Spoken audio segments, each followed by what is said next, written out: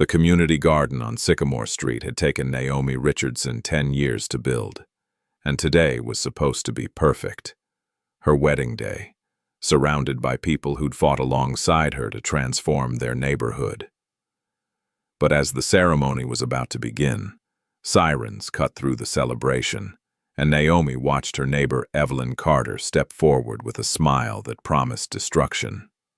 What Evelyn didn't know as the police cars pulled up and cameras started recording was that the quiet groom standing calmly beside his bride wasn't just Daniel Matthews, the man who avoided the spotlight. He was someone whose position would turn this disrupted wedding into a reckoning that had been 30 years in the making. Just before we get back to it, I'd love to know where you're watching from today, and if you're enjoying these stories, make sure you're subscribed. The morning sun filtered through the leaves of the newly planted oak trees, casting dancing shadows across the freshly laid stone pathways. The community garden had been transformed overnight. What was once an abandoned lot filled with broken bottles and forgotten memories now bloomed with possibility. Naomi Richardson stood at the edge of the garden, her hands trembling slightly as she adjusted the simple wildflower crown in her hair.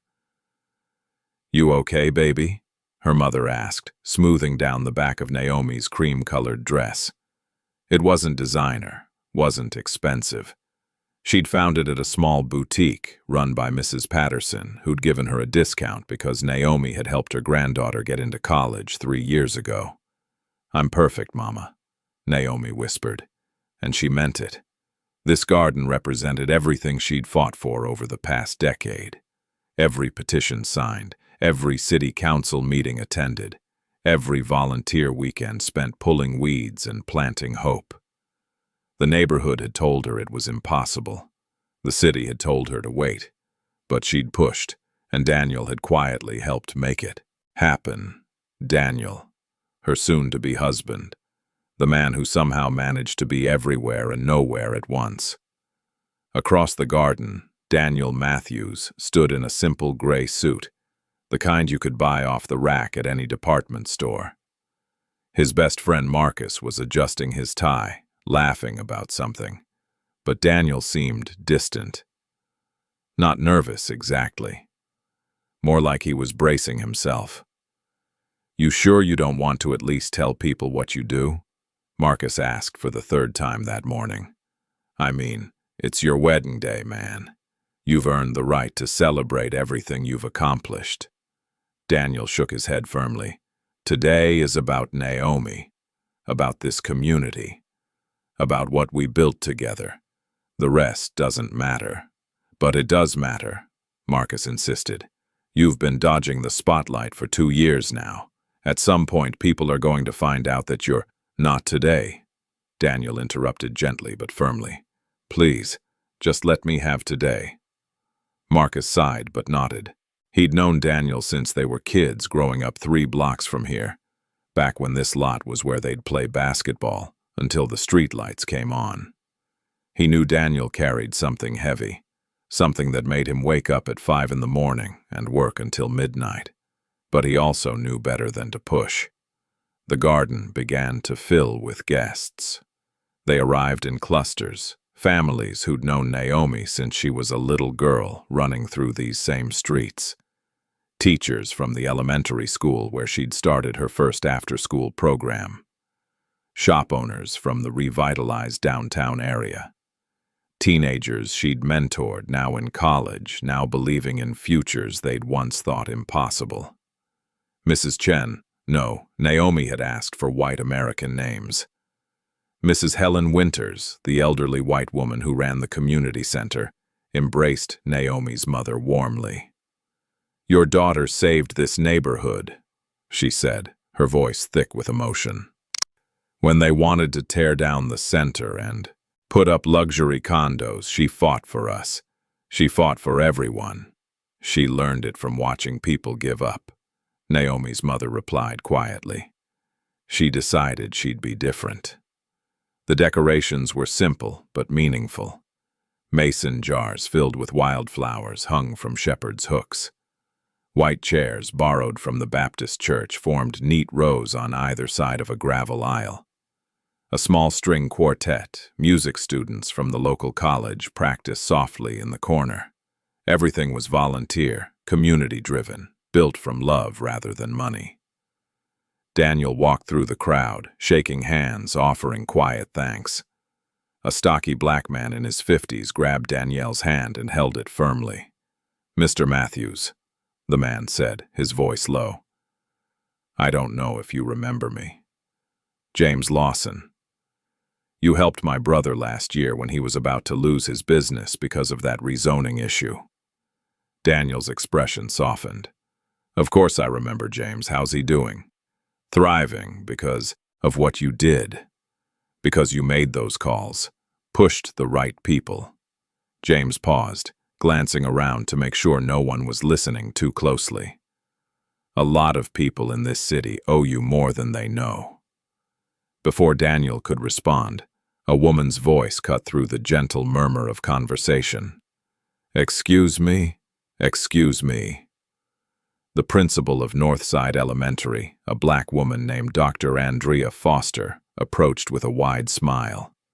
She pulled Naomi into a hug before turning to Daniel. "Your husband has done more for this city than you know," she told Naomi, her eyes twinkling with something knowing. "The new education funding, the after-school programs that actually got approved this year, the policy changes that protected our teachers. He was behind all of it." Naomi laughed, squeezing Daniel's hand. "You're going to make him blush. He hates being the center of attention." "Some people lead from the front," Dr. Foster said, looking directly at Daniel. "Others lead from where they're needed most. Both matter." Daniel nodded politely, but Naomi could feel the tension in his shoulders. She'd learned to read him over the past 3 years, the way he deflected praise, the way he changed subjects when people asked too many questions about his work. She'd assumed he was just humble, maybe working some mid-level government job he found boring. She'd never pushed because she understood boundaries, respected privacy. But watching him now, seeing the way certain people looked at him with a deference that went beyond friendship, she wondered what exactly she didn't know. Across the street, on the second floor of a well-maintained brick townhouse, Evelyn Carter stood at her window, with her arms crossed tightly across her chest. She'd been watching the preparations since 6 that morning. The noise had woken her. The laughter, the music, the sound of people who didn't understand that this was a quiet neighborhood. She'd lived here for 32 years. She'd watched the Sussex neighborhood change, watched property values fluctuate, watched new people move in who didn't understand how things were supposed to be.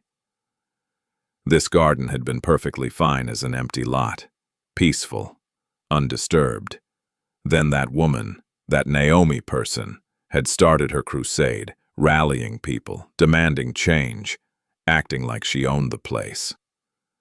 Evelyn took a sip of her coffee, her jaw tight. The wedding was the final insult. All these people, taking over the entire block, parking wherever they wanted, playing music, laughing too loudly. She'd filed complaints with the city 3 times in the past month. Each time she'd been told the event was permitted, approved, completely legal. But legal didn't make it right. She watched Daniel move through the crowd, noting how people gravitated toward him, how they spoke to him, with unusual respect for a groom at his own wedding. Something about him bothered her. Too composed, too confident, like he thought he belonged here, like he owned the neighborhood. Her small terrier, Precious, yapped at her feet. Evelyn scooped up the dog and headed for the door.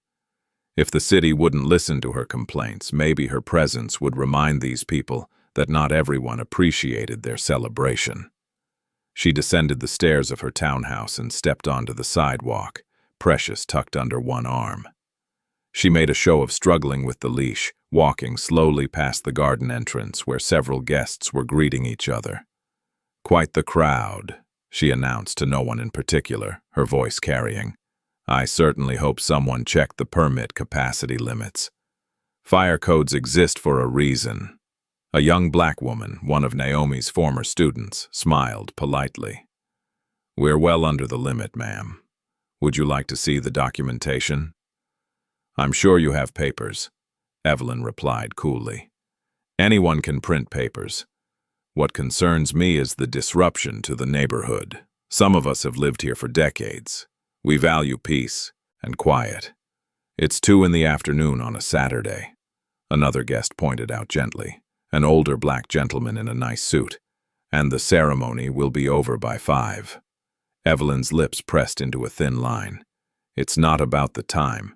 It's about respect for the community, for the people who've been here, who've maintained standards. The tension rippled outward. Several guests exchanged glances.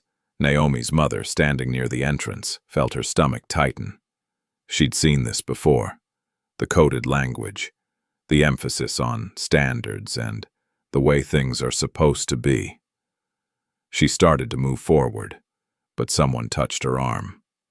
"Let me," Daniel said quietly, appearing beside her. He approached Evelyn with the same calm demeanor he'd carried all morning. "Good afternoon. I'm Daniel, the groom. I want to thank you for sharing your concerns. We've made sure everything is properly permitted, and we'll be mindful of noise levels. Is there anything specific we can help address?" Evelyn looked him up and down, her expression unreadable. "You're the one marrying Naomi Richardson." "I am." "Then you should know that your bride has been causing trouble in this neighborhood for years. Always organizing, always demanding changes, never satisfied with the way things are." Daniel's expression didn't change, but something flickered in his eyes. "I think we have different definitions of trouble. Naomi has worked to make this neighborhood better for everyone who lives here." "Better according to whom?" Evelyn challenged. "Some of us liked it the way it was." Before Daniel could respond, Naomi appeared at his side, slipping her hand into his. "Is everything all right?" "Everything's fine," Daniel assured her, his voice soft. "Mrs. Carter was just expressing some concerns about the noise level. We're going to make sure we respect the neighborhood." Evelyn opened her mouth to say more, but something in Daniel's steady gaze made her hesitate. She wasn't used to being looked at like that, not with anger, but with a kind of patient awareness that made her uncomfortable. "Just keep it down," she muttered, turning away with Precious. "Some of us have to live here after you're done with your party." As she walked back toward her house, she heard the music start up again, heard the laughter resume. Her hands clenched. Back inside, she paced her living room, Precious watching her from the couch. She'd documented everything over the past months. Photographs of cars parked on her street, videos of volunteers working in the garden, their voices carrying, records of every complaint she'd filed. The city had ignored her. The neighborhood association had sided with them. Even her calls to the zoning office had gone nowhere. But there was one number that always worked, one call that would be taken seriously. She pulled out her phone and dialed 911. "Yes, I need to report a suspicious gathering," she said, her voice carefully calibrated to sound frightened. "There's a large group of people at the community garden on Sycamore Street. I don't recognize most of them. They're blocking access to the street and I feel unsafe. There's no visible security and I'm concerned about what's happening." The dispatcher asked for details. Evelyn provided them, emphasizing the crowd size, the unfamiliar faces, the lack of visible organization. She used words like threatening and concerning and unpermitted, even though she knew it was permitted. The truth didn't matter. What mattered was the response. "Officers will be dispatched to check on the situation," the dispatcher assured her. Evelyn ended the call and returned to her window, satisfaction settling over her like a warm blanket. Let them have their wedding. Let them think they'd won. In a few minutes, they'd understand that this neighborhood still had rules, still had people who enforced order. In the garden, Naomi stood beside her bridesmaids, laughing at a story about the time she'd accidentally locked herself in the community center supply closet during a fundraiser. The sky was perfect, cloudless and blue. The string quartet shifted into a gentle prelude. Guests found their seats, programs rustling, phone cameras ready. Daniel stood at the altar, Marcus beside him, both of them looking down the aisle where Naomi would soon walk. For a moment, everything felt suspended in perfect peace. Then, distant but growing closer, came the unmistakable wail of sirens. Several guests looked up, confused. The music faltered slightly. Naomi's mother grabbed her sister's hand, fear flashing across her face. Daniel's entire body went rigid. It wasn't fear exactly. It was recognition. The expression of someone who'd been expecting something terrible and had just heard it arrive. Naomi was halfway down the aisle when she noticed Daniel's face. She stopped, bouquet trembling in her hands. "Is something wrong?" she whispered. He met her eyes, and in that moment, she saw something she'd never seen before. Not panic, not anger, something harder to name. Resignation, maybe, or preparation. "No," he said softly, reaching for her hand. "Just stay with me. Whatever happens, stay with me." The sirens grew louder. 2 police cruisers pulled up at the edge of the garden, their lights flashing. Conversations died like candles, snuffed out. Phones slowly rose, recording. Children pressed closer to their parents. Naomi felt her chest tighten. This was supposed to be the happiest day of her life. This garden was supposed to be safe, approved, legal. They'd done everything right. From her window across the street, Evelyn Carter watched the police arrive, a small smile playing at the corners of her mouth. Finally, someone was paying attention. Finally, order would be restored. 2 officers stepped out of their vehicles, their expressions professionally neutral. They approached the wedding coordinator, a volunteer named Lisa, who'd been managing the guest book. "Afternoon," the taller officer said, his hand resting casually near his belt. "We received a call about a large gathering. Can you tell me who's in charge here?" Lisa's voice shook slightly. "This is a wedding. We have all the proper permits. Everything was approved by the city." "I'm sure it was, ma'am. We just need to verify some information. How many people are attending?" "About 80, Lisa answered. "Well under the garden's capacity limit." The second officer looked around, taking in the diverse crowd, the decorations, the obvious celebration. "Anyone blocking access to the street or creating a safety hazard?" "No, sir. Everyone's been very respectful." Before the conversation could continue, Evelyn Carter marched across the street, Precious still under her arm. Several guests recognized her immediately, their expressions hardening. "Officers, I'm the one who called," Evelyn announced, her voice loud enough to carry. "I'm Evelyn Carter. I live right there." She pointed to her townhouse. "This gathering has been disruptive all morning. I don't recognize half these people. This doesn't look properly organized to me." Naomi stepped forward, her mother trying to hold her back. "We reserved this garden 6 months ago. We have approval from the Parks Department, the City Events Office, and the Neighborhood Council. I can show you the documentation right now." "Anyone can print papers," Evelyn repeated, her eyes scanning the crowd with barely concealed disdain. "What matters is whether this is actually legal and safe." "Ma'am," the first officer said to Evelyn, his tone measured, "if they have the proper permits, there's nothing we can—" "Look at this," Evelyn interrupted, gesturing wildly. "This isn't a wedding. This is a takeover. They've taken over the whole block. Where's the security? Where's the crowd control? How do we know everyone here is supposed to be here?" The word landed like a stone in still water. Takeover. The crowd shifted, murmurs spreading. Naomi's hands shook so badly, her bouquet trembled. She'd heard this language before.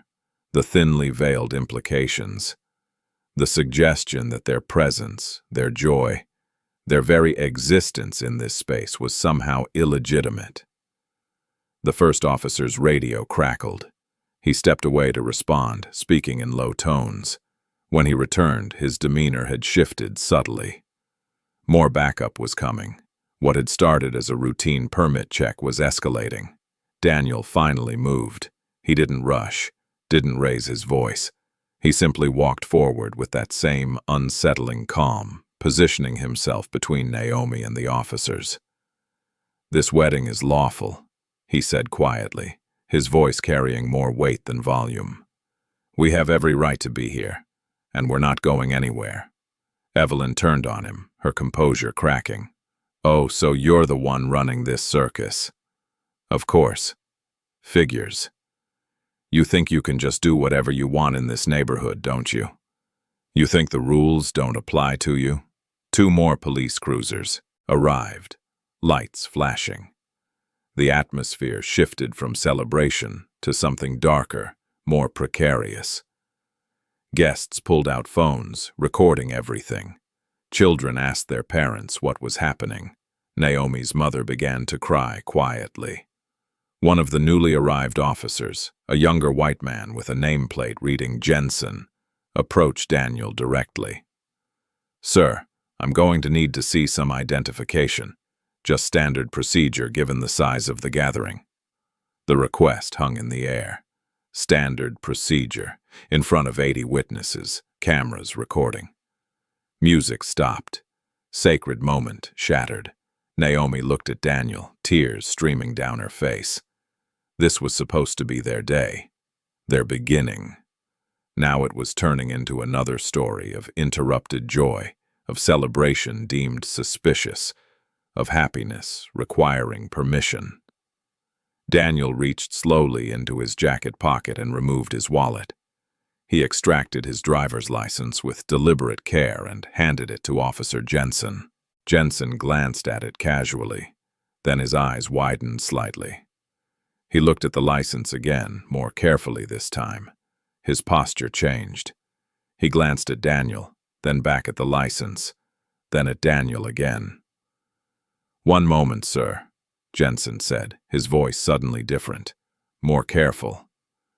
He stepped away, radio in hand, speaking in tones too low for anyone else to hear. Evelyn watched, her confidence growing. Finally they'd see. Finally these people would understand they couldn't just take over whenever they wanted. She crossed her arms, waiting for the inevitable request to disperse, to reschedule, to follow proper channels. Officer Jensen returned to his partner, showing him the license. Both men's expressions changed. They looked at Daniel with something that wasn't quite recognition, but was definitely awareness. The older officer cleared his throat. "Mr. Matthews, we're going to need a few more minutes to sort this out. Please remain available." From across the street, an unmarked black city vehicle pulled up. A man in a dark suit stepped out, scanning the scene before walking directly toward the cluster of officers. He spoke briefly with them, his voice too quiet to hear. Then he looked at Daniel. His posture straightened immediately. Naomi felt the shift before she understood it. The way the officer's body language changed. The way conversations stopped. The way attention focused entirely on Daniel, but with a new quality. Not authority over him. Something else. Evelyn sensed it too, though she misread it entirely. "Good," she said loudly. "Finally, someone important is here. I want these people removed. I want this neighborhood returned to normal." The man in the suit ignored her completely. He walked directly to Daniel, his voice low and apologetic. "Sir, we didn't realize you'd be here. Your presence wasn't on today's schedule. If we'd known..." Naomi grabbed Daniel's arm. "What is going on? Why are they talking to you like that?" Daniel turned to her, and in his eyes she saw apology, love, and something she couldn't quite name. "Because I didn't want today to be about my job," he said softly. Around them, guests were filming, sensing something significant unfolding. The energy had shifted from fear to anticipation, from humiliation to something else entirely. Evelyn stepped closer, trying to hear the conversation. She caught fragments. "Mr. Mayor, and protocol, and your office." She laughed. It came out sharp, almost hysterical. "That's not funny. Don't play games with me. If he were the mayor, I would know. I've lived here for 32 years. I would know." Officer Jensen turned to her, his expression carefully neutral. "Yes, ma'am, you would. And now you do." The garden went silent. Naomi stared at Daniel, her mind racing. The quiet phone calls he took at odd hours, the way he deflected questions about work, the unusual respect people showed him. The policy changes Dr. Foster had mentioned, the housing reforms, the education funding. "Daniel," she whispered, "please tell me this is some kind of mistake." He took both her hands in his eyes never leaving hers. "I wanted to tell you after the wedding.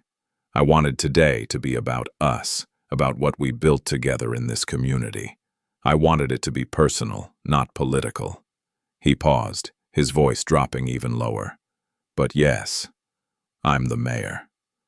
The silence that followed Officer Jensen's words felt like it could swallow the world whole. Naomi stood frozen, her hands still clasped in Daniel's, trying to process what she'd just heard. Around them, the garden had transformed from a celebration into something else entirely, a stage where power dynamics were being rewritten in real time. "The mayor," Naomi repeated slowly, testing the words. "You're the mayor of this city." Daniel nodded, his expression pained. "I wanted to tell you. I was going to tell you tonight, after everything was over. I just wanted one day where we could be Daniel and Naomi, not the mayor and his wife." Naomi's voice cracked. She wasn't angry, not exactly, but hurt bloomed in her chest, spreading through her ribs like ink in water. "How long?" 2 years. I was elected 2 years ago." 2 years? Her voice rose slightly. "We've been together for 3 years, Daniel. You were campaigning when we met?" "I was. And I kept it separate because I needed something real. Something that wasn't about politics or power or what I could do for someone." His grip on her hands tightened. "You saw me, just me, not the position." Before Naomi could respond, the man in the suit cleared his throat gently. "Sir, I apologize for the interruption, but we need to address the situation." The officers were responding to a complaint, and now that we've clarified your presence, we need to determine how to proceed. Daniel turned to face the suited man. His name was Robert Fitzgerald, and he served as the city's deputy chief of staff. "What's the protocol here, Robert?" "Technically, sir, this is your private event." The officers responded to what they believed was a legitimate concern about public safety. Now that we've established there's no issue, they can clear the scene. Robert glanced at Evelyn, who stood nearby, her face cycling through confusion, denial, and dawning horror. "However, given the nature of the complaint and who made it, there may be additional considerations." Evelyn found her voice, though it came out strangled. "This is absurd. This is some kind of trick. I know every elected official in this city, and I've never seen him at a single council meeting, never seen him at community events. That's because I prefer working to performing," Daniel said quietly, finally turning to face her. "And I tend to remember the people I meet. But I don't recall ever seeing you at City Hall, Mrs. Carter, not once in 2 years. I've lived in this neighborhood for 32 years. Evelyn shot back, her voice gaining strength as she tried to regain control. "I've contributed to this community in ways you couldn't possibly understand. I've maintained standards." "What standards?" The question came from Naomi's mother, who stepped forward with a fury that made several people take a step back. "The standard of calling the police on a black wedding? The standard of trying to ruin my daughter's happiest day because you don't like seeing joy in your neighborhood?" "Mrs. Richardson," Daniel said gently, But Naomi's mother wasn't finished. No, no, Daniel. You might be the mayor, but this woman just tried to weaponize the police against my child. Against all these people who've done nothing but try to make this neighborhood better. And you want to talk about standards? She turned back to Evelyn. I know women like you. I've dealt with women like you my entire life. You hide behind words like concern and safety and standards, but what you really mean is you don't want us here. The crowd murmured in agreement. Phones continued recording. This moment was being captured from a dozen angles, uploaded in real time to social media platforms where it would be viewed, shared, and debated by thousands before the sun set. Officer Jensen shifted uncomfortably. Sir, what would you like us to do? We can remove Mrs. Carter from the area if she's disrupting your event. Daniel's response surprised everyone. No, not yet. Evelyn's head snapped toward him, her eyes wide. The refusal to have her removed was somehow more terrifying than any threat could have been. I think, Daniel continued, his voice still that same unsettling calm.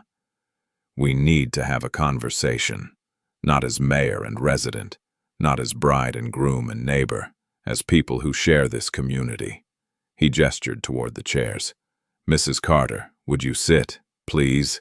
I'm not sitting anywhere. Evelyn spat. You can't force me to. I'm not forcing anything. I'm asking. Daniel's eyes held hers. Because I think today isn't just about what you called. I think it's about what you've been doing. The words hung in the air like a noose. Evelyn's face paled. Robert pulled out a tablet, his fingers moving quickly across the screen. He leaned toward Daniel, speaking quietly enough that only those closest could hear. Sir, I ran her name through the system, like you asked. There are multiple complaints filed against her. Housing disputes, harassment claims, zoning intimidation. Most were settled quietly or sealed by court order. Daniel's expression didn't change, but something flickered in his eyes. Recognition, confirmation of something he'd suspected. Naomi heard enough to understand that this moment had just expanded far beyond their wedding. She looked at Daniel, really looked at him, and saw not the man she'd fallen in love with in a coffee shop 3 years ago, but someone else. Someone who carried the weight of an entire city on his shoulders, who'd been fighting battles she didn't even know existed. How many complaints? Daniel asked Robert. 17 over the past 10 years. But sir, there's something else. Robert's voice dropped even lower. Several of the complainants are here, at your wedding. Daniel's head turned sharply. What? The elderly gentleman who spoke to you earlier, James Lawson. His name appears in connection with a property dispute involving Mrs. Carter from 2019, and there are at least 3 others in attendance whose names flag similar issues. Before Daniel could respond, the elderly black man, James Lawson, stepped forward hesitantly. His hands trembled as he approached Daniel, his eyes darting nervously toward Evelyn. Mr. Mayor, James said, his voice shaking. I didn't want to say anything on your wedding day, but since it's coming out anyway. That woman threatened my family 6 years ago. My father owned a small house 2 blocks from here, paid it off over 30 years. Then suddenly, out of nowhere, the city claimed there were code violations. Structural issues, health hazards. None of it was true, but the inspections kept coming. The fines piled up. My father was 78 years old, and the stress. His voice broke. He had a stroke. Died 3 weeks later. We had to sell the house to pay the medical bills and the city fines. The garden went deathly quiet. And I saw her, James continued, pointing at Evelyn with a shaking finger. I saw her at City Hall, talking to the inspectors, smiling, like it was all some kind of game. Evelyn's face flushed red. That's a lie. I don't even know this man. He's making this up for attention, or for money, or... I'm not making anything up. James's voice grew stronger. And I'm not the only one. Another woman stepped forward, a middle-aged black woman named Patricia Simmons. Naomi recognized her. She worked at the community center, had helped with the garden fundraising. "She did the same thing to my sister," Patricia said. "Claimed there were rats coming from our property. Called animal control, the health department, everyone she could think of. My sister had just opened a small catering business from her home. The constant inspections and complaints destroyed her reputation before she even got started. She lost everything and had to move out of state." More voices joined. A young black couple talked about sudden parking enforcement that only seemed to target their street. An elderly white woman mentioned how Evelyn had tried to block a wheelchair ramp installation, claiming it would change the character of the block. A Latino family. No, wait. Naomi had asked for white American names. A white family with young children described how Evelyn had filed noise complaints every single weekend for months until they finally gave up and moved away. The stories poured out, each one painting a picture of systematic harassment, of someone who'd weaponized city bureaucracy against anyone she deemed undesirable. Daniel listened to all of it, his expression unreadable. When the testimonies finally slowed, he turned to Robert. "I need you to pull every sealed complaint, every settled dispute, every closed case involving Evelyn Carter for the past 20 years. I want to know who signed off on these inspections, who authorized these enforcement actions, and who benefited from the properties that changed hands." "Sir," Robert said carefully, "that's going to require authorization from multiple departments. It's going to raise questions about why you're personally investigating." "I don't care about the questions. These are my constituents. They're telling me they've been systematically targeted, and I have a responsibility to find out if city resources were used to facilitate harassment." Daniel's voice remained calm, but there was steel underneath now. "And Robert, I want it done today." Evelyn finally found her voice again, though it came out thin and desperate. "You can't do this. You're supposed to be impartial. You're supposed to serve everyone in this city, not just them. What about my rights? What about my concerns?" "Your concerns were addressed the moment the officers verified our permits," Daniel replied. "But your pattern of behavior? That's something different entirely. That's something I can't ignore, regardless of whose wedding day it is." Naomi watched this unfold with a mixture of pride and grief. Pride, because Daniel was standing up for people who'd been silenced for years. Grief, because she understood now that their relationship had been built on an incomplete truth. He'd shared his heart but hidden his power, and she couldn't quite reconcile the two. Marcus, Daniel's best friend, approached quietly and put a hand on his shoulder. "Man, I know you want to handle this, but maybe we should get you and Naomi somewhere private. Let the authorities deal with Mrs. Carter." "The authorities didn't deal with her for 20 years, Daniel said softly. "That's the problem." A new voice cut through the tension. "Excuse me. Pardon me, coming through."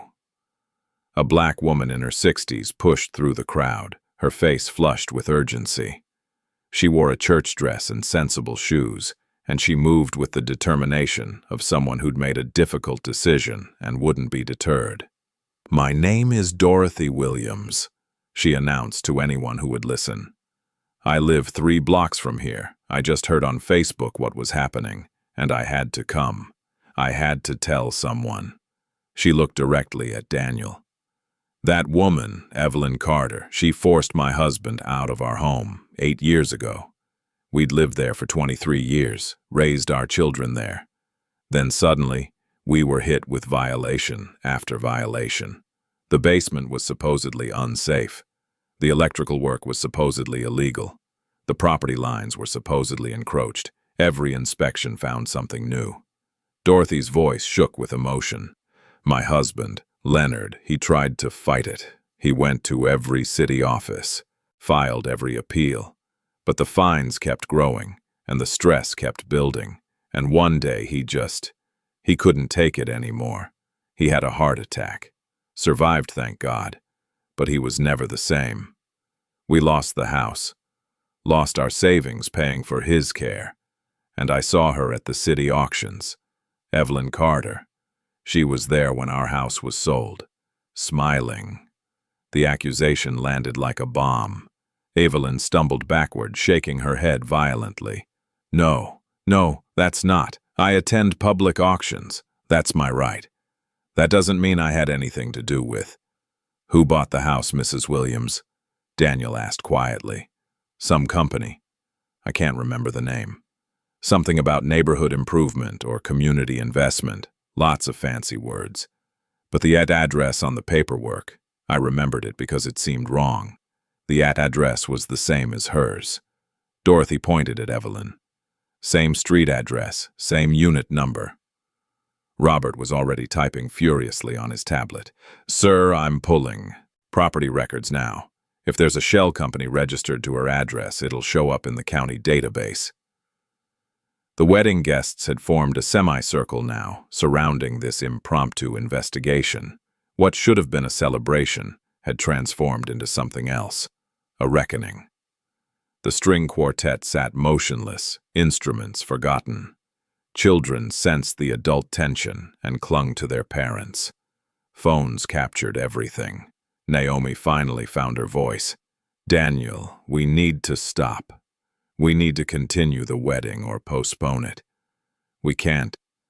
This isn't what today was supposed to be. He turned to her and she saw the conflict in his eyes. I know. I'm sorry. I'm so sorry, Naomi.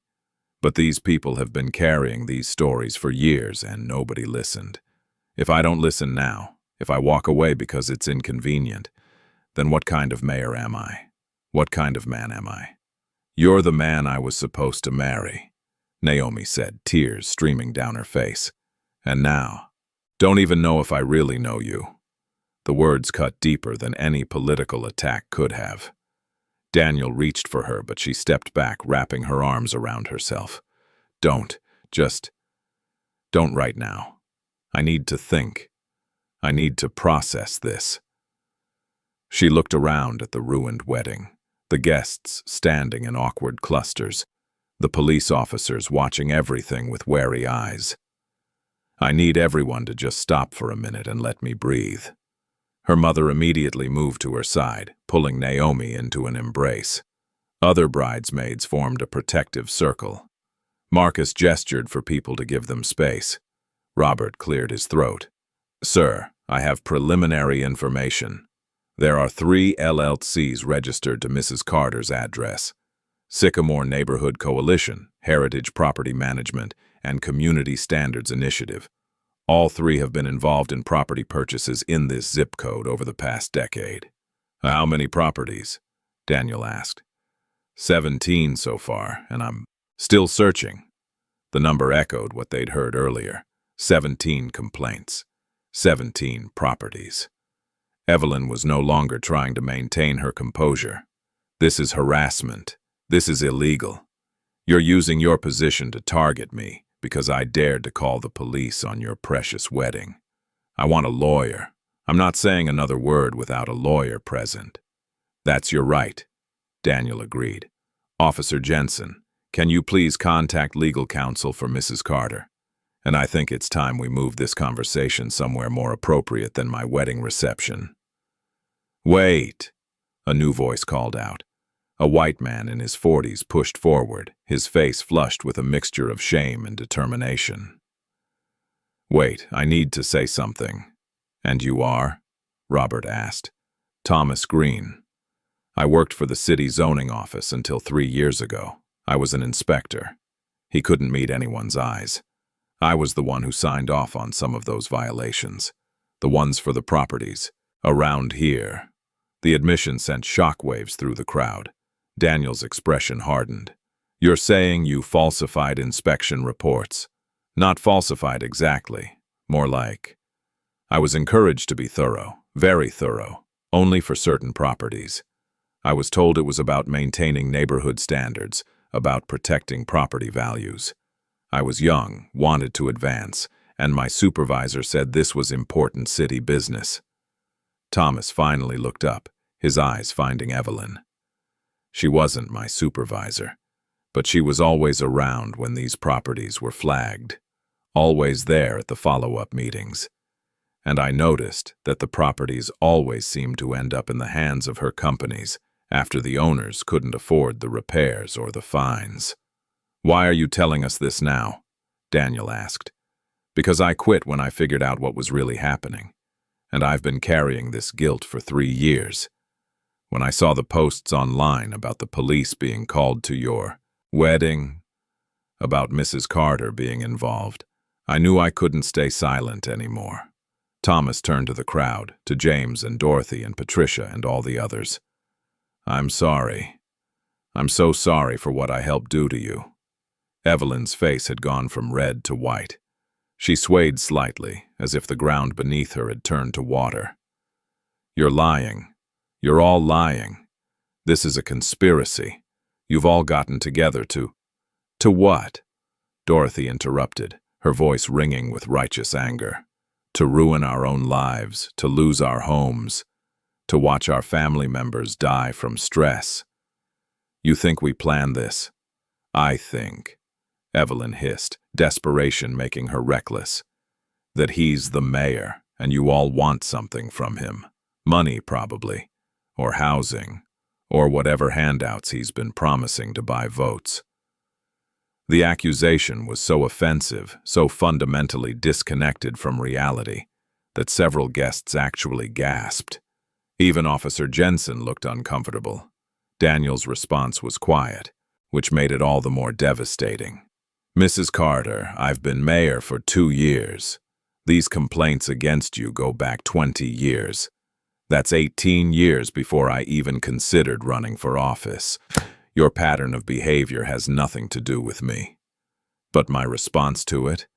That has everything to do with who I am and what I was elected to do." He turned to Robert. "I want a full investigation. Pull in the city attorney's office, the inspector general, and external auditors if necessary. I want to know if city employees were complicit in what looks like systemic property fraud. I want to know if any elected officials were involved or benefited. And I want every victim offered a chance to pursue legal remedies with the city's full cooperation." "Sir, this is going to create significant political complications," Robert warned. "There will be questions about motivations, about why this is happening now, about whether you're retaliating because of the wedding incident." "Let them ask," Daniel said firmly. "I'll answer every single question. But these people deserve justice even if it's delayed. Especially because it's delayed." Naomi listened to all of this while wrapped in her mother's arms. She watched Daniel, her fiancé, the mayor, this man she thought she knew, take command of a situation that would have broken most people. He wasn't grandstanding. He wasn't performing. He was simply doing what he believed was right, regardless of the personal cost. And that's when she realized something fundamental. She did know him. The Daniel who brought her coffee every morning, who spent weekends volunteering at the community center, who'd quietly helped dozens of people without ever asking for recognition. That was the real Daniel. The mayor title was just a tool he used to do more of what he'd always done. But that didn't mean the deception didn't hurt. She pulled away from her mother and walked to the center of the garden, where Daniel stood surrounded by city officials, police officers, and witnesses to 20 years of injustice. She didn't touch him, didn't say anything at first. She just stood there until he noticed her presence and turned to face her. "I understand why you didn't tell me," Naomi said softly, so only he could hear. "I understand wanting something in your life that wasn't about power or politics. I understand needing to be seen as Daniel, not as the mayor.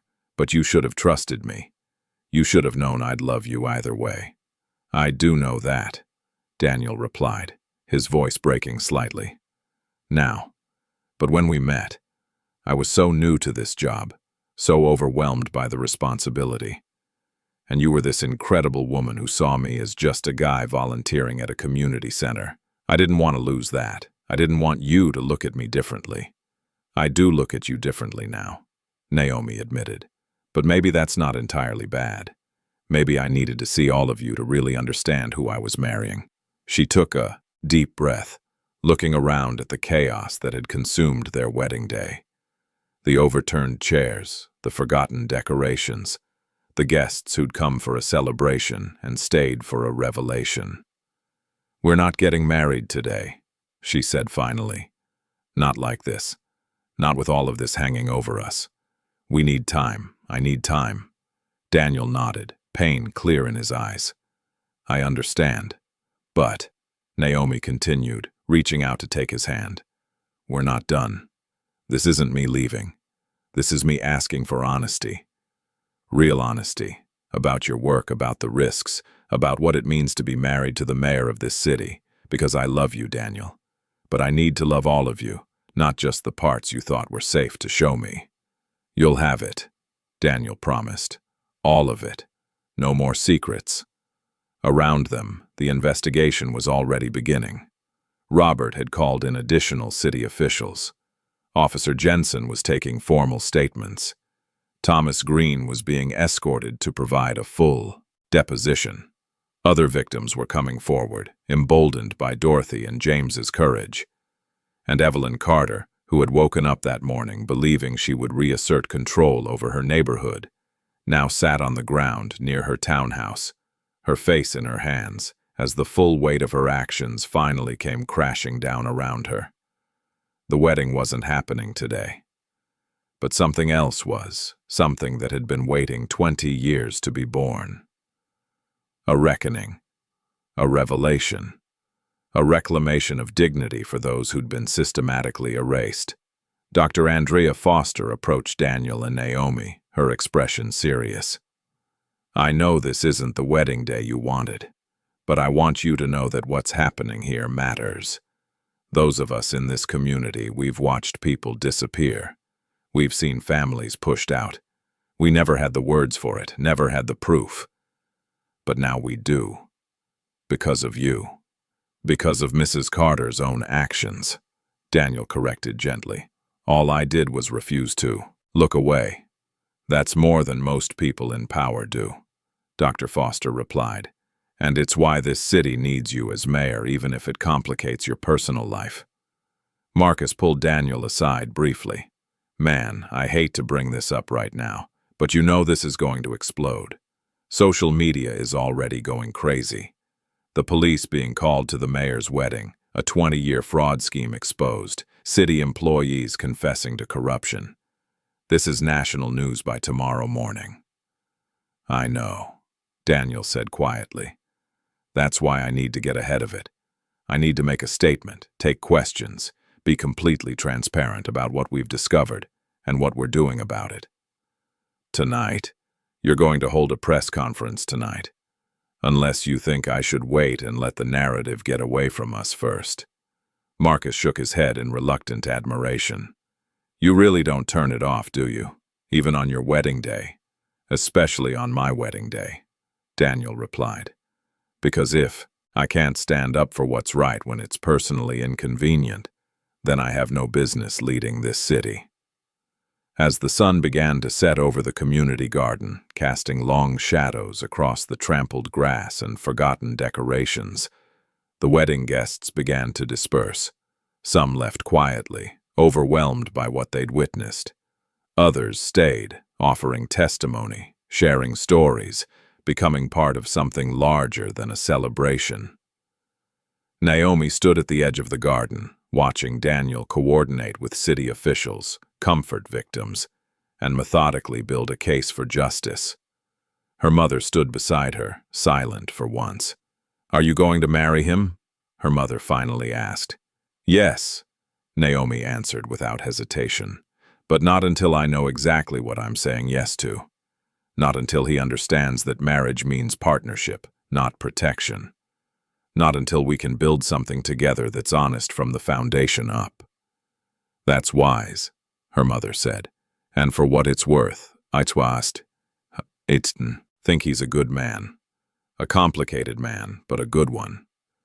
"He is," Naomi agreed. But good isn't enough. We need to be better than good. We need to be real.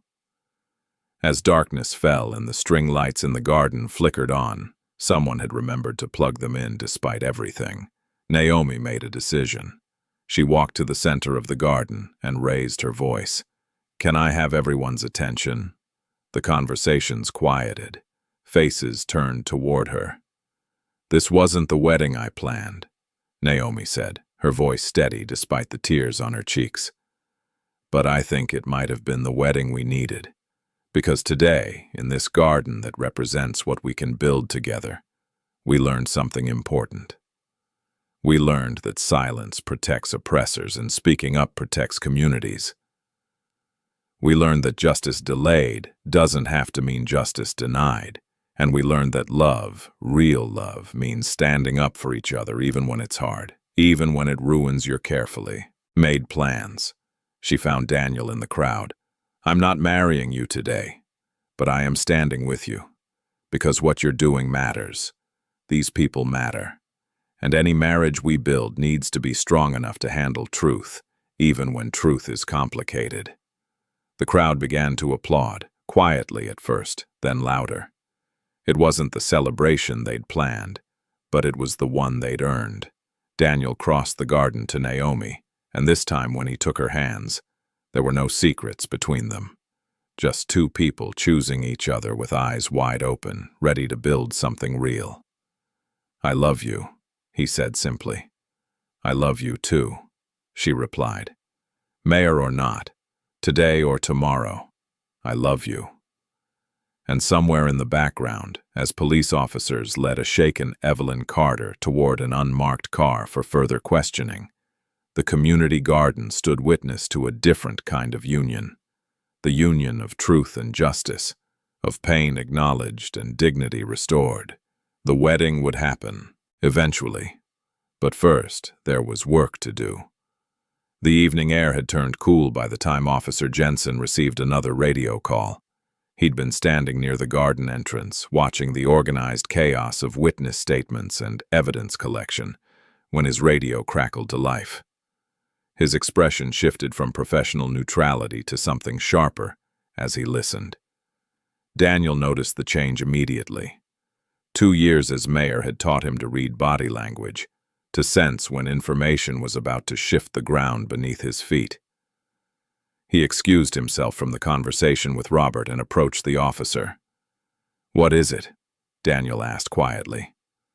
Jensen hesitated, glancing around at the crowd. "Sir, there's a woman at the perimeter. She says she recognizes Mrs. Carter from the news coverage that's already going out. She's very insistent about speaking with you. Says Carter is the same person who forced her father out of his home 15 years ago." Daniel's jaw tightened. 15 years ago. Before the shell companies Robert had uncovered. Before Thomas Green had started working at the zoning office. This pattern went back even further than they'd realized. "Bring her in," Daniel said. "And Jensen, we're going to need more officers for crowd control. I think this is about to get bigger." The woman who approached was white, in her mid-40s, with tired eyes that had seen too much disappointment. She wore scrubs under a light jacket, a nurse or medical professional coming off a shift. Her hands trembled as she clutched her phone, which displayed a news article about the disrupted wedding. "Mr. Mayor," she said, her voice shaking, "my name is Sarah Mitchell. I live on the other side of the city now, but I grew up 3 blocks from here. I saw the live streams, saw her face, and I had to come. I had to tell someone what she did to my family." Naomi had been talking with her bridesmaids, trying to process the decision to postpone the wedding, but Sarah's raw emotion drew her over. She stood beside Daniel, instinctively taking his hand. "What happened to your family, Miss Mitchell?" Daniel asked gently. "My father owned a small repair shop on Maple Street. He'd been there for 30 years, fixed everything from radios to refrigerators. Everybody knew him." But then she moved on to the block. Sarah pointed at Evelyn, who was sitting in the back of a police car now, her face blank with shock. "Within 6 months, we started getting complaints. Noise violations, even though we'd never been louder than before. Then came the environmental complaints. Someone claimed we were disposing of hazardous materials illegally. We weren't. We followed every regulation, but the inspections kept coming, and each one found something new to cite. "Did your father fight it?" Naomi asked softly. Sarah's face crumpled. "He tried. God, he tried so hard. He hired a lawyer he couldn't afford, filed appeals, showed up to every hearing. But the fines kept accumulating and the stress." She took a shuddering breath. "He had a massive stroke in the middle of one of those hearings. He was only 56 years old. The stroke left him partially paralyzed. He couldn't work anymore, couldn't fight anymore. We had to sell the shop to pay for his medical care and the city fines." "I'm so sorry," Daniel said, and the words felt inadequate. The shop sold at auction for a fraction of what it was worth. And 6 months later, it reopened as an upscale boutique. I looked into it once, years later, when I was feeling angry and couldn't sleep. The company that bought it, same address as hers. Sarah's voice hardened. She destroyed my father's life, took his livelihood, and probably made money doing it. And nobody stopped her. Nobody even looked twice. Robert had been listening, his tablet out, fingers flying across the screen. "Ms. Mitchell, do you remember the name of the company that purchased your father's shop?" "Heritage Property Management," Sarah replied immediately. "I'll never forget it." Robert looked at Daniel. "That's one of the 3 LLCs registered to Carter's address.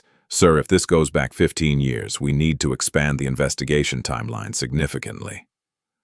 Daniel nodded slowly, his mind already working through the implications. 15 years of systematic harassment. How many families had been destroyed?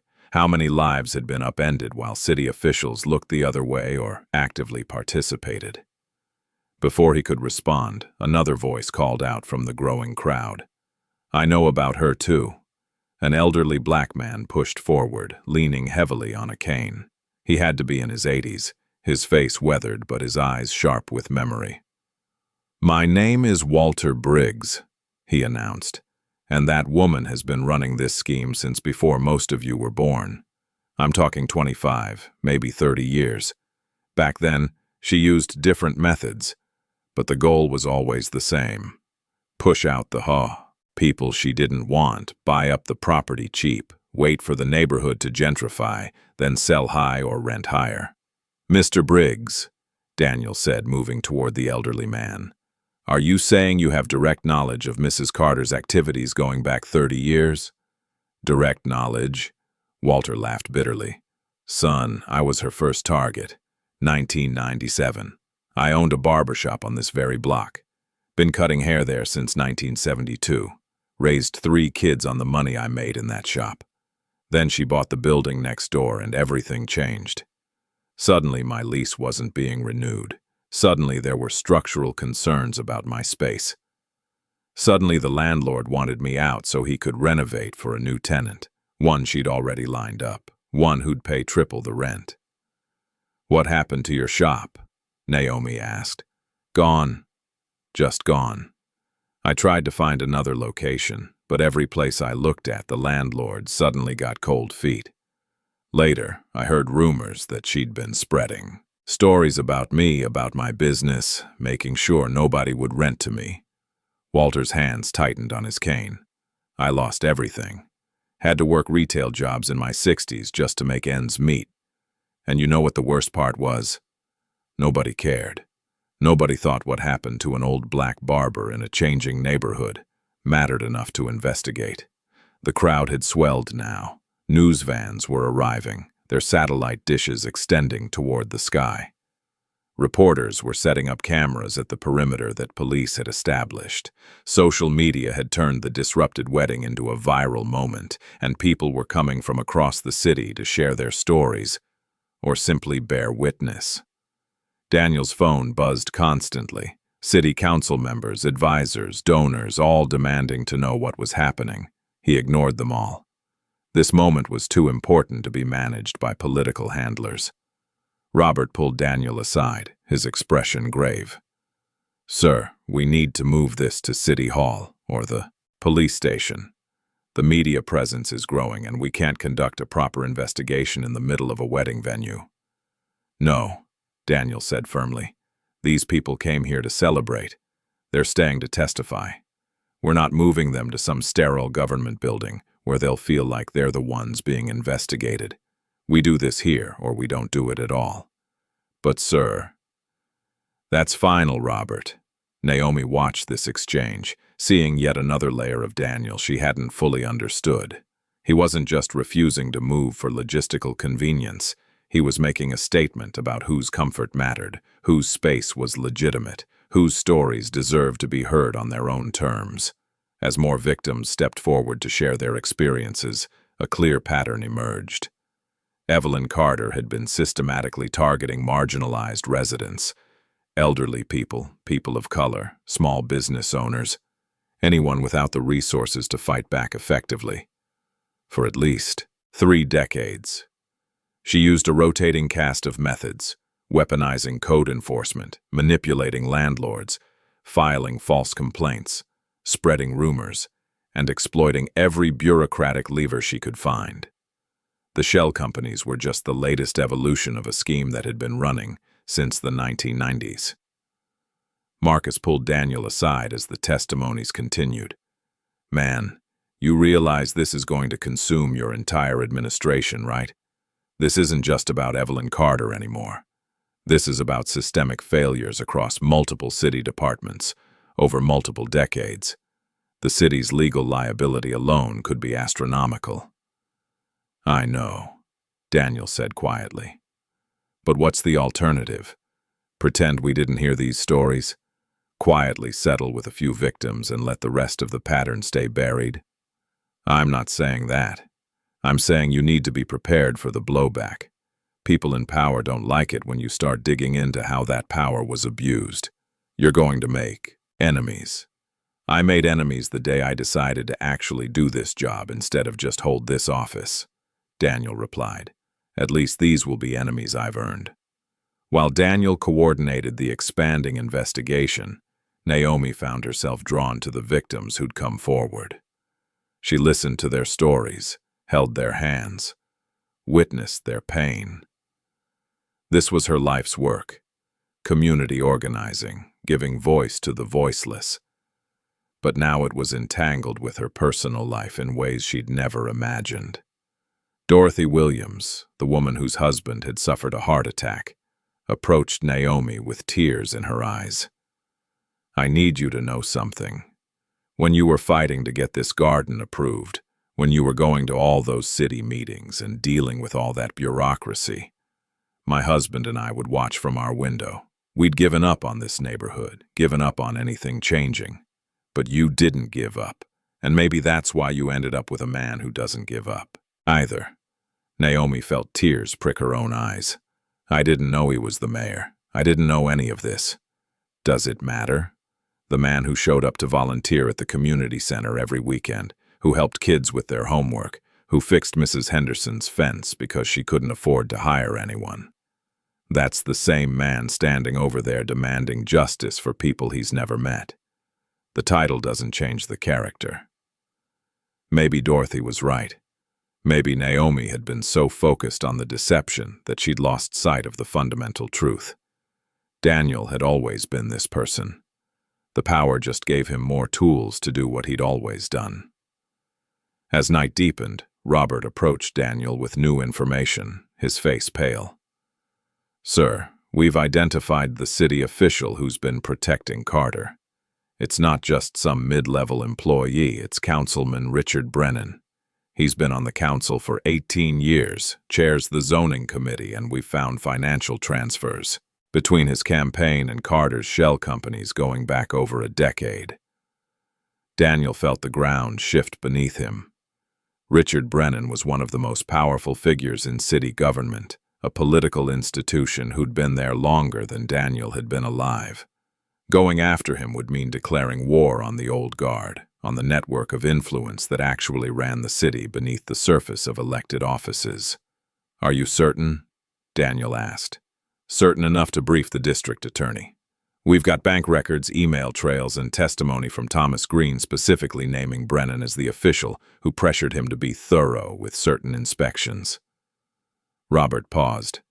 Sir, if we move forward with this, if we publicly accuse a sitting councilman of corruption, there's no walking it back. Your political career could be over by morning. Or it could actually mean something. Daniel replied. Get me the district attorney on the phone. Now. While Daniel made that call, Evelyn Carter finally broke. From her position in the police car, she began shouting, her voice carrying across the garden. You think you're so righteous. You think this makes you a hero. She was looking directly at Daniel, her face twisted with rage and desperation. I was protecting this neighborhood. I was maintaining property values, keeping out the elements that drag everything down. I did what everyone else was too cowardly to do. The garden went silent. Every phone, every camera captured her words. Those people, Evelyn continued, gesturing wildly at the crowd of victims. They were holding this neighborhood back. Their rundown shops, their loud families, their complete disregard for standards. Someone had to have the backbone to preserve what this place used to be. And what was that? Naomi called out, her voice cutting through the night air. What exactly did this place used to be that was so worth preserving? Evelyn's face flushed red. It used to be respectable. It used to be safe. It used to be white, Naomi finished. That's what you mean, isn't it? It used to be white and you couldn't stand watching it become diverse, become vibrant, become a place where people like me belonged. I didn't say that. Evelyn spat, but her eyes betrayed her. You didn't have to, Daniel said quietly, approaching the police car. Your actions said it for you. Every family you targeted, every business you destroyed, every life you upended. They all have something in common. They were people you deemed undesirable. People whose presence you thought decreased your property value and your comfort. You're twisting my words, Evelyn insisted. I'm not a racist. I just wanted to protect my investment, my home, my neighborhood. At the cost of everyone else's, Daniel replied. That's not protection. That's exploitation. That's systemic oppression using bureaucracy as a weapon. Officer Jensen received another radio call. This time his expression shifted from concern to shock. He approached Daniel immediately. Sir, we need to secure the area. There's been a threat called in. What kind of threat? Anonymous, claiming that if you continue this investigation, there will be consequences. The language was vague but clearly meant to intimidate. Jensen paused. Sir, we're taking this seriously. I need to move you and Ms. Richardson to a secure location. Daniel looked around at the crowd, at the victims still waiting to share their stories, at the cameras capturing everything. No. If we leave now, the message is that threats work.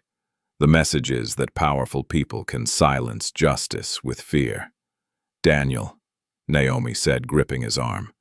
Maybe we should listen to them. This is getting dangerous. It was always dangerous, Daniel replied. We just didn't know it yet. Marcus intervened, his voice urgent. Man, I know you want to be brave, but this isn't just about you anymore. These people are here because of you. If something happens, if someone gets hurt because you refuse to take a credible threat seriously. Daniel's phone buzzed. It was Robert calling from inside the city vehicle where he'd been coordinating with various agencies. Daniel answered, listened, and felt his blood run cold. What is it? Naomi asked, seeing his expression change. Someone just leaked a story to 3 major news outlets, Daniel said slowly. It claims that I orchestrated this entire investigation as retaliation for the police being called to my wedding. That I'm using my office to settle personal scores, that the victims are being coached and possibly paid to come forward. The counter-narrative had begun. Within minutes, the leaked story was spreading across social media, competing with the authentic testimonies for attention. The headlines were devastating. Mayor uses wedding disruption to launch vendetta. Questions arise about coordinated attack on local resident. Political motivations behind corruption. Claims. Daniel's phone exploded with calls from city council members, now openly hostile. His chief of staff reported that 3 major donors had pulled their support. The city attorney's office was suddenly reviewing their options before committing to the investigation. Naomi watched the color drain from Daniel's face as he processed the speed and efficiency of the counterattack. This wasn't random. This was coordinated, professional, and devastatingly effective.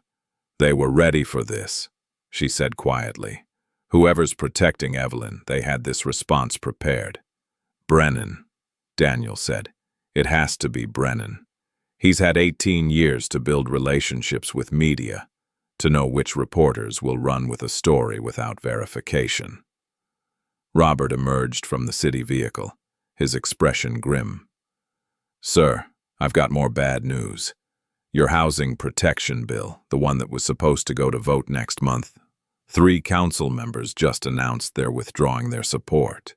They're citing concerns about your judgment and motivations. The political machine was pushing back, using every lever of power to protect itself, and it was working. A reporter managed to slip past the police perimeter, microphone extended toward Daniel. Mr. Mayor, how do you respond to accusations that you're using city resources to pursue a personal vendetta? Can you explain why you chose to launch this investigation at your own wedding, rather than through proper channels? Daniel looked at the camera, at the reporter, at the growing crowd of media professionals all waiting for him to stumble, to show weakness, to prove the narrative that he was acting emotionally rather than ethically. I respond, Daniel said clearly, his voice steady, by inviting anyone who doubts these victims' stories to speak with them directly. Their pain is real, their losses are documented, and the pattern of abuse spans 30 years, which predates my entire adult life, let alone my political career. This investigation isn't about revenge, it's about responsibility. But the timing, the reporter pressed. The timing is that victims saw an opportunity to be heard and took it. Daniel interrupted. Should I have told them to wait? Should I have asked them to schedule their trauma for a more politically convenient moment? Justice delayed is justice denied, and these people have been denied for decades. More reporters were pushing forward now, shouting questions. The police struggled to maintain the perimeter. Naomi felt the situation spiraling, felt the carefully controlled investigation devolving into chaos. Then her phone buzzed. It was a message from Dr. Andrea Foster, the school principal, with a video attachment and a single line of text. Post this. Now. Naomi opened the video. It was footage from a community meeting 3 years ago, filmed on someone's phone. The quality was poor, but the audio was clear. Evelyn Carter was speaking at a microphone, objecting to a proposed affordable housing development. We need to be honest about what this really means, Evelyn's recorded voice said. Affordable housing is code for the wrong kind of people. The kind who don't maintain their properties, who don't share our values, who bring crime and chaos.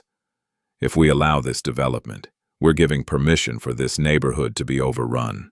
We're surrendering to people who don't belong here. The video continued, showing several community members objecting to Evelyn's language, and Evelyn doubling down, using increasingly coded but clearly discriminatory language to describe the people she wanted kept out of the neighborhood. Naomi looked up at Daniel. We need to release this. Now. Before the narrative gets away from us completely. That could look retaliatory, Robert warned. It could reinforce the idea that you're attacking her personally. Or it could show her motivations clearly, Naomi countered. It could demonstrate that this isn't a vendetta. It's accountability for someone whose discrimination has been hiding in plain sight for years. Daniel considered for a moment, then nodded. Post it, and not from my office. from the community. Let them tell this story in their own words. Within an hour, the video had gone viral. The clear evidence of Evelyn's discriminatory attitudes, captured in her own words at a public meeting, undermined the sympathetic narrative that had been building around her as a victim of mayoral overreach. But the counterattack wasn't finished. As midnight approached, an anonymous social media account posted what appeared to be financial records showing that Naomi's nonprofit had received city grants during Daniel's administration. The implication was clear: personal enrichment, conflict of interest, corruption. Naomi stared at her phone, feeling violated. Those grants were applied for and approved before Daniel and I even met. They were competitive grants that dozens of organizations applied for, and every dollar is accounted for in public records. Doesn't matter, Marcus said grimly. The accusation is out there. Now you have to spend time and energy defending yourself instead of focusing on the real issue. This was how the system protected itself, Naomi realized. Not by hiding the truth, but by burying it under an avalanche of false equivalencies, manufactured scandals, and procedural objections. By making the pursuit of justice so exhausting, so personally costly, that most people gave up. Daniel's phone rang. It was the district attorney, finally returning his call. Daniel answered, listened, and felt his last hope crumble. The DA won't move forward without more evidence, he told the group after hanging up.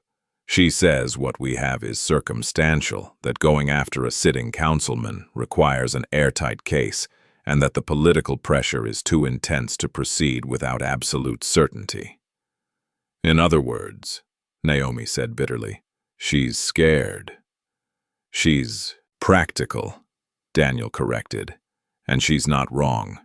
We have testimony, we have suspicious financial connections, we have patterns of behavior, but we don't have the smoking gun that would make prosecution inevitable. The victims who'd stayed to witness the investigation heard this exchange. Slowly, one by one, they began to leave. Not in anger, but in weary resignation. They'd been here before, raised their voices, told their truths, only to watch the system find reasons why justice was too complicated, too expensive, too politically fraught to pursue. Sarah Mitchell stopped before leaving, her eyes meeting Daniel's. I appreciate what you tried to do. I really do. But this is why my father stopped fighting. Because people like her always have protection. People like us always stand alone.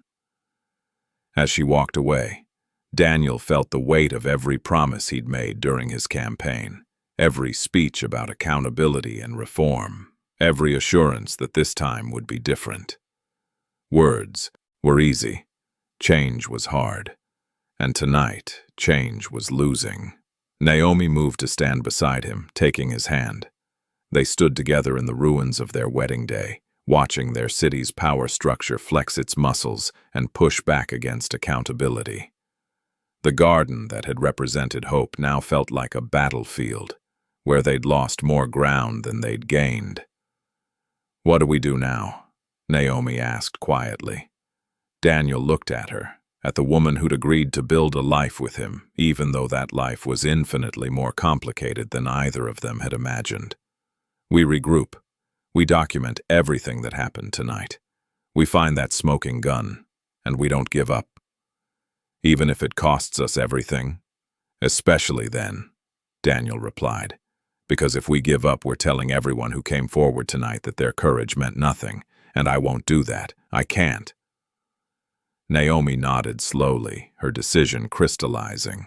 Then we fight. Together. But Daniel, no more secrets. No, more protection. If we're doing this, we do it as partners. Real partners. Deal, Daniel said, pulling her close. In the police car, Evelyn Carter watched the crowd disperse with growing confidence.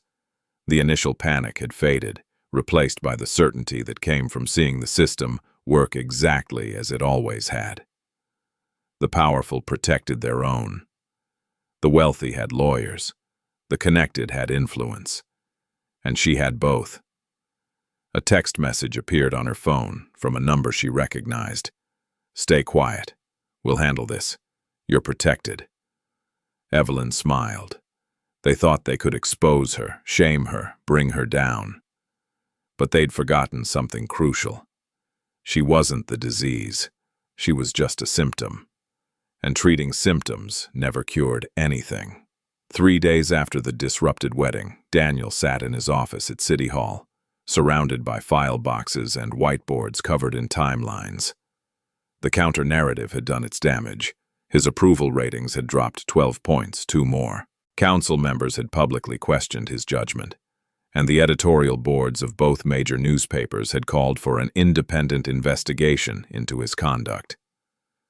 But he wasn't alone. Naomi had transformed her nonprofit's office into an auxiliary command center, coordinating with victims, collecting documentation, and building the case that the district attorney claimed didn't exist.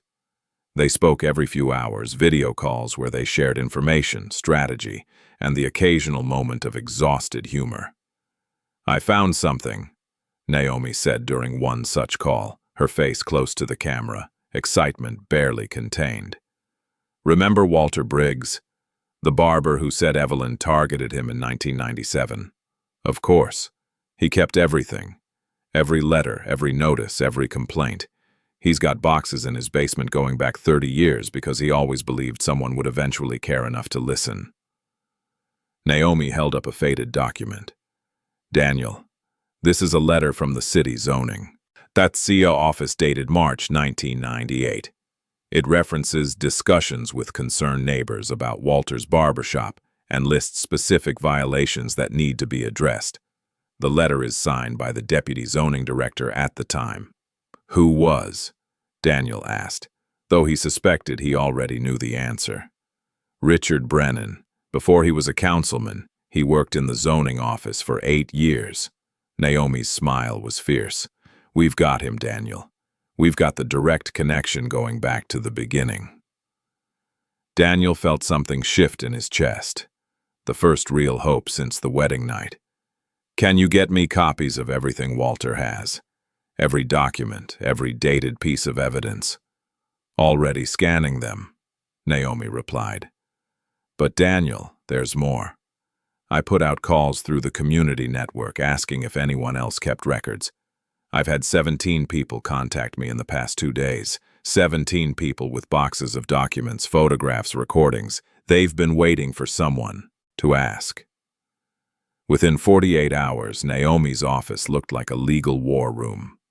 Volunteers organized documents by date, created spreadsheets tracking patterns, and built a timeline that stretched across an entire wall.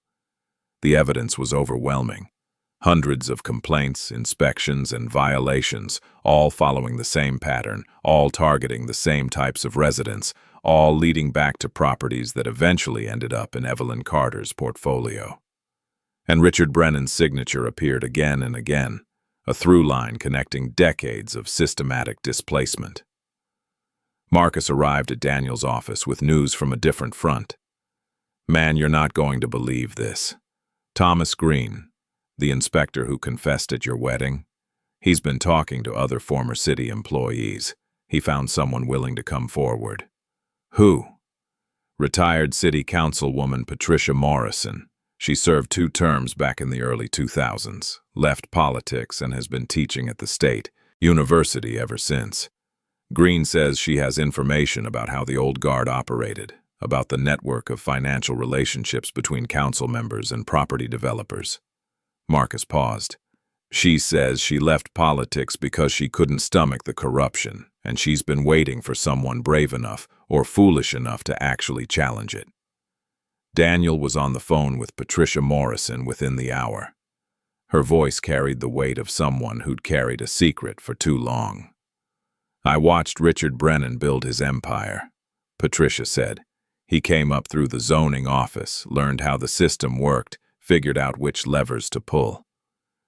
By the time he ran for council, he had relationships with every developer, every property management company, every landlord association in the city. He didn't just understand how to use city government to control real estate. He perfected it. "Do you have evidence?" Daniel asked carefully. "I have my notes from my time in office. I have emails I saved before I left. I have documentation of votes that didn't make sense unless you understood the financial connections." Patricia's voice hardened. "And I have testimony about conversations where Brennan explicitly discussed using code enforcement to clear properties for redevelopment. He called it neighborhood optimization. The rest of us called it what it was, targeted displacement. Why didn't you come forward before?" "Because I was alone, and he was powerful, and I had no proof that anyone would listen," Patricia replied. "But you've changed something. Those people at your wedding, they broke the silence. Now others are finding the courage to speak." The testimony and evidence began flowing toward Daniel's office like water finding its course. A former city attorney provided records of sealed settlements that had protected Brennan from oversight complaints. A retired accountant walked in with financial analysis showing suspicious patterns in campaign donations and property transactions. A journalist who'd been quietly investigating municipal corruption for years showed up with notebooks full of interviews that suddenly had context. The old guard had maintained power through silence, through intimidation, through the assumption that no one would ever assemble all the pieces. But once the first domino fell, the rest followed with gathering momentum. Robert scheduled an emergency meeting with the district attorney, this time bringing boxes of evidence instead of preliminary theories. The DA, a black woman named Monica Hayes, who'd built her career on careful, methodical prosecution, spent 6 hours reviewing the materials before making her decision. "This is enough," she said finally, looking up from a particularly damning email chain. "This is more than enough. We're opening a grand jury investigation into Richard Brennan and anyone else implicated in this scheme. And Mayor Matthews, I'm sorry I doubted you. I should have trusted that you wouldn't make accusations you couldn't support." "You were being careful," Daniel replied. "That's your job." "Maybe. But careful shouldn't mean protecting the powerful at the expense of the vulnerable." I lost sight of that for a moment. Monica stood, extending her hand. "Thank you for not letting this go. A lot of mayors would have." The grand jury convened quietly, hearing testimony behind closed doors. But in a city hall that leaked like a sieve, word spread quickly. Richard Brennan was in trouble. Real trouble. Brennan made his first mistake by going on the offensive. He held a press conference where he attacked Daniel directly, calling the investigation a political witch hunt and demanding that the mayor recuse himself from anything involving the case. He portrayed himself as a public servant being persecuted for doing his job, but he made his second, fatal mistake by mentioning Evelyn Carter by name. "Mrs. Carter is a concerned resident who has every right to report suspected violations," Brennan said to the assembled reporters. "The fact that the mayor has chosen to retaliate against her for calling police to his wedding reveals a vindictive streak that should concern every citizen." The question came from a young black reporter in the back. "Councilman, can you explain your financial relationship with Mrs. Carter's property management companies? Public records show multiple donations from LLCs registered to her address." Brennan's face went rigid. Those were legitimate campaign contributions from community organizations. There's nothing unusual about, "Can you explain why your signature appears on zoning violations that resulted in properties being acquired by those same LLCs?" Another reporter, this one with a stack of documents Naomi had distributed to the press that morning. "I don't recall specific. That would have been routine administrative work." "Can you explain this email?" A third reporter, holding up a printout. "Dated 2003, from your city account to a property developer, where you wrote, 'The Carter situation is progressing as planned. The violations will force the sale and her company will acquire at favorable terms. Usual arrangement applies.'" The press conference collapsed. Brennan's lawyer stepped in, ending the session abruptly. But the damage was done. The video clip of him floundering, unable to explain away documented corruption, went viral within hours. That evening, federal agents arrived at Brennan's home. The investigation had expanded beyond municipal corruption into potential wire fraud, racketeering, and civil rights violations. The full weight of justice, delayed for so long, finally arrived. Evelyn Carter, watching this unfold from her townhouse where she'd been under house arrest pending charges, made a desperate decision. She called the number she'd been given, the one that had promised protection. "They're taking down Brennan," she said frantically. "If he talks, if he makes a deal, he's going to tell them everything about everyone, including you." The voice on the other end was cold. "Then perhaps you should consider your own options, Mrs. Carter. Cooperation often leads to leniency. You told me I was protected. You told me. I told you to stay quiet. You didn't. You made a spectacle at that wedding. You got yourself arrested on camera, and now you're a liability." A pause. "You're on your own." The line went dead. Evelyn sat in her living room, Precious curled at her feet, and felt the empire she'd built over 30 years crumble around her. She'd accumulated 17 properties through systematic harassment. She'd displaced dozens of families. She'd profited from pain. And now, facing federal charges, abandoned by her allies, she had only two choices: spend the rest of her life in prison or tell the truth. She called the district attorney's office and asked to make a deal. The testimony Evelyn provided was devastating. She named names: city, employees who'd been paid to file false reports, developers who'd coordinated with her to target specific properties, political figures who'd received kickbacks for looking the other way. She provided bank records, email correspondence, and recorded phone calls she'd kept as insurance against exactly this scenario. She'd thought the recordings would protect her. Instead, they buried everyone involved. The following week, 3 more city officials were arrested. 2 developers were charged with conspiracy, and Richard Brennan, once one of the most powerful men in city government, was indicted on 43 counts of corruption, fraud, and civil rights violations. The political earthquake reshaped the city's power structure overnight. Council members scrambled to distance themselves from Brennan. The housing protection bill that had been blocked suddenly gained overwhelming support. Reforms that Daniel had been fighting for since taking office passed with bipartisan enthusiasm as everyone tried to prove they were on the right side of history. Naomi watched all of this unfold while preparing for something she'd almost forgotten was possible: her wedding. "Are you sure you want to do this now?" her mother asked as they looked at dresses in a small boutique. "With everything happening, maybe waiting until things calm down." "Mama, things are never going to be calm," Naomi interrupted gently. "That's what I've learned. Life doesn't wait for perfect timing, and I've already waited long enough." She'd called Daniel the night after Brennan's arrest, after 3 weeks of postponement and uncertainty, and simply said, "Let's get married. This Saturday, same garden, same people. Let's finish what we started." Daniel had been silent for a long moment. "Are you sure? We could do something quiet, private, away from all the attention." "No," Naomi said firmly. "We're doing it exactly the way we planned. In that garden, with our community, with everyone who fought for justice watching us choose joy. Because that's what they tried to take from us. Our joy. And I'm not giving them that power."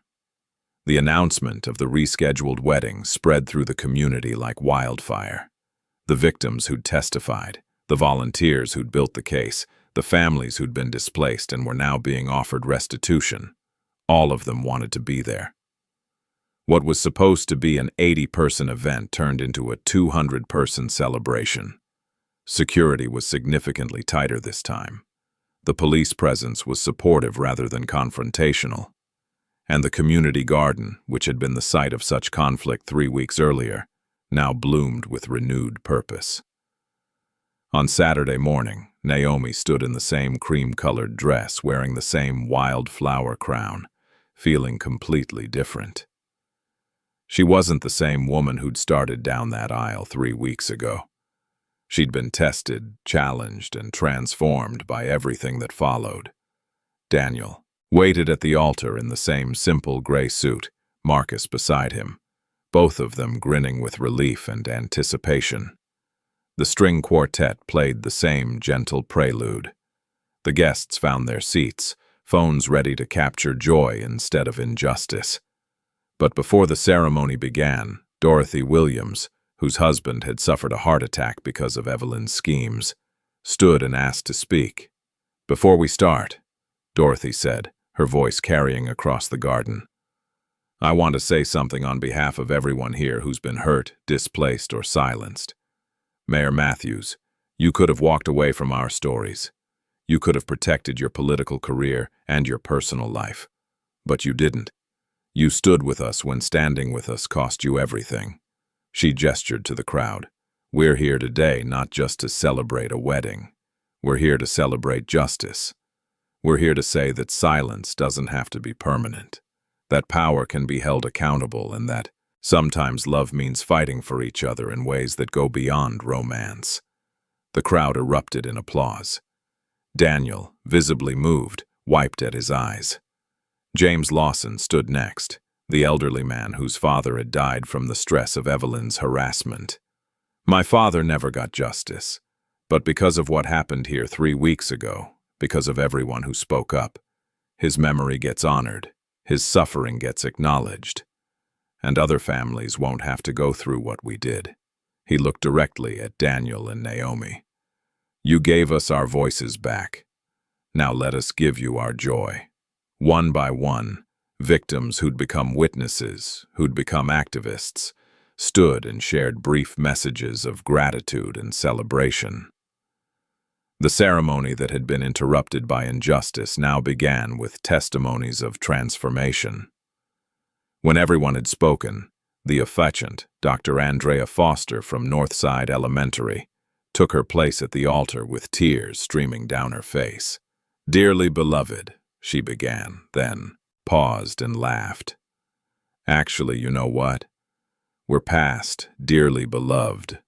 We're at dearly tested, dearly challenged, and dearly triumphant. This community has been through fire together, and we've come out stronger."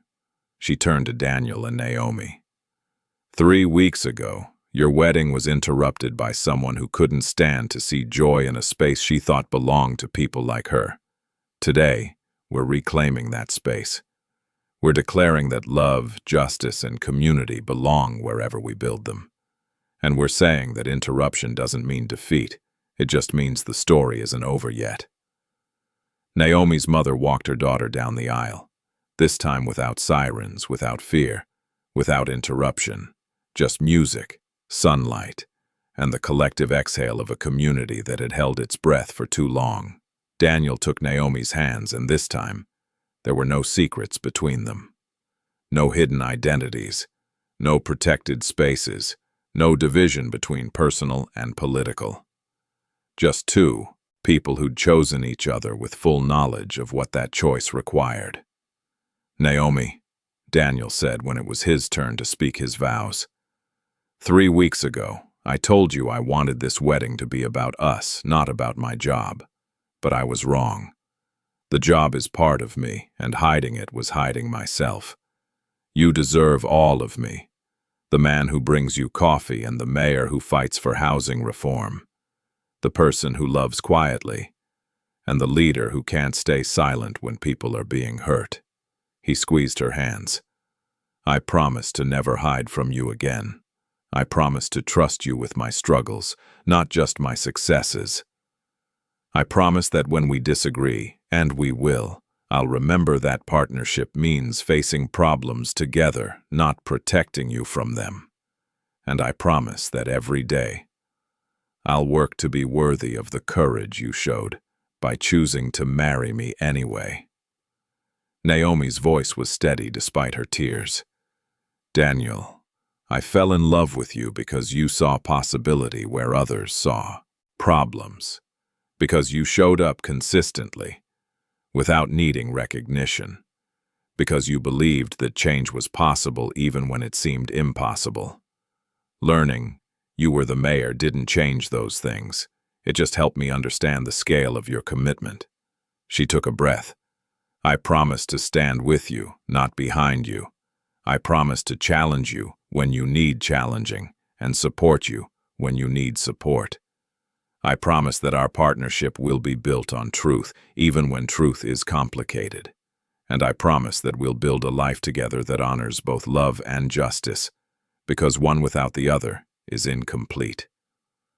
The rings they exchanged were simple gold bands. Nothing fancy, nothing ostentatious, just circles of commitment, unbroken and complete. By the power vested in me, Dr. Foster said, her voice ringing with joy, and by the witness of this community that has fought for and earned this moment, I pronounce you husband and wife. Mayor Matthews, you may kiss your bride, and this time nobody better interrupt. The kiss was met with thunderous applause, cheers, and more than a few joyful tears. The string quartet launched into a celebratory recessional. Phones captured the moment from every angle, but this time the story being shared was one of triumph. As Daniel and Naomi walked back down the aisle as husband and wife, they passed rows of people whose lives had been changed by what had unfolded 3 weeks earlier. Sarah Mitchell, the nurse whose father had lost his shop, smiled through tears. Walter Briggs, the elderly barber who'd been the first target, raised his cane in salute. Patricia Morrison, the former councilwoman who'd finally told her truth, nodded with quiet satisfaction. At the edge of the garden, on ground that Evelyn Carter had once tried to claim through intimidation, stood a newly installed memorial marker. It read, "This garden honors all those displaced by systematic injustice. May their stories never be forgotten, and may their courage inspire continued action." The reception was everything the interrupted wedding wasn't: joyful, unguarded, and beautifully chaotic. Children ran between tables. Music filled the air. Food donated by local restaurants reflected the neighborhood's diversity.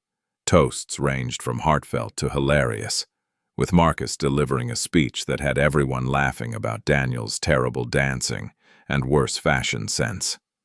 As evening fell and the string lights flickered on, the same lights that had illuminated confusion 3 weeks ago now bathed celebration. Daniel and Naomi had their first dance. The song was "Lean on Me," chosen because it represented what they'd learned. That strength comes from community, from showing up for each other, from refusing to face struggle alone. Halfway through the dance, other couples joined them, then more. Soon the garden was filled with swaying bodies, unified in motion, celebrating not just a wedding, but a victory that belonged to everyone present. Robert approached with an update he'd been holding until after the ceremony. "Sir, I thought you should know. The federal prosecutors are estimating that the full scope of the scheme affected over 200 families across 3 decades. The restitution fund is being established, and victims are being contacted. This is going to take years to fully resolve, but it's happening." 200 families, Daniel repeated quietly. 200 stories we almost never heard. "But we did hear them," Naomi added, joining the conversation. "Because people got brave. Because the right moment happened. Because justice got louder than fear."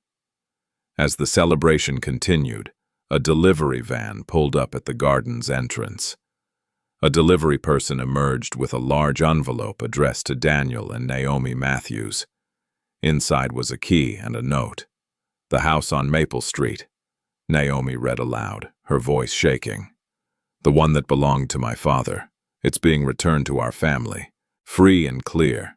Thank you for giving my father his dignity back, even though he's not here to see it. Sarah Mitchell." Daniel and Naomi looked at each other, both understanding the weight of what they held. Justice wasn't just about punishment. It was about restoration, about giving back what had been stolen, about ensuring that suffering wasn't the end of the story. They held each other, key pressed between their palms, while around them their community danced and celebrated and reclaimed joy from the ashes of injustice. Marcus raised his glass for one final toast as midnight approached.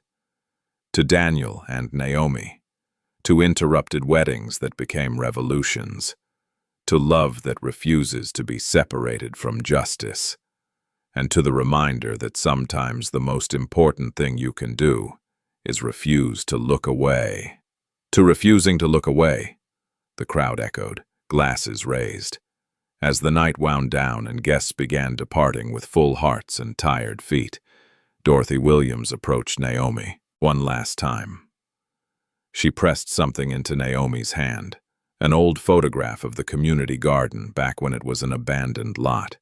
"This is where we were," Dorothy said. "Remember it, because when things get hard again, and they will, you'll need to remember how far we came. You'll need to remember that change is possible, even when it starts with something as simple as refusing to accept injustice at your own wedding." Naomi hugged her tightly.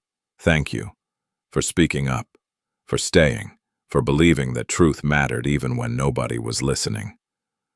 "Somebody was always listening," Dorothy replied. "We just needed someone brave enough to do something about it." The last guests filtered out around 1 in the morning, leaving Daniel and Naomi alone in the garden with the cleanup crew. They sat together on a bench, Naomi's head on Daniel's shoulder, both of them exhausted and complete. "So this is marriage," Naomi said with a tired laugh. "Fighting corruption, testifying before grand juries, and rescheduling your wedding because you accidentally started a revolution." "Accidentally?" Daniel teased. "I thought we planned that." "Oh, we definitely didn't plan that." They sat in comfortable silence, watching volunteers pack up decorations and fold chairs. The garden that had witnessed so much celebration and confrontation, testimony and transformation, now settled into peaceful quiet. "What happens Monday?" Naomi asked. "When we go back to being the mayor and the community organizer instead of the bride and groom?" "We keep doing what we've always done," Daniel replied. "We show up. We listen. We fight for people who need fighting for. The only difference is now we do it together, officially." "Together, officially," Naomi repeated, testing the words. "I like that." As they finally left the garden in the early hours of the morning, Daniel noticed something he'd missed earlier. The memorial marker had been decorated while they weren't looking, covered in flowers, notes, and small tokens left by guests. A community's way of saying, "We remember, we honor, we commit to do better." 3 blocks away, in a federal detention center, Evelyn Carter sat in a cell, contemplating the arc of her choices. She'd built an empire on other people's pain and called it property management. She'd weaponized bureaucracy and called it neighborhood standards. She'd destroyed lives and called it business. Now she had nothing but time to understand what she'd done, and more importantly, to face who she'd been. The wedding she'd tried to destroy had become the catalyst for her downfall. The joy she'd tried to silence had amplified into a chorus of truth.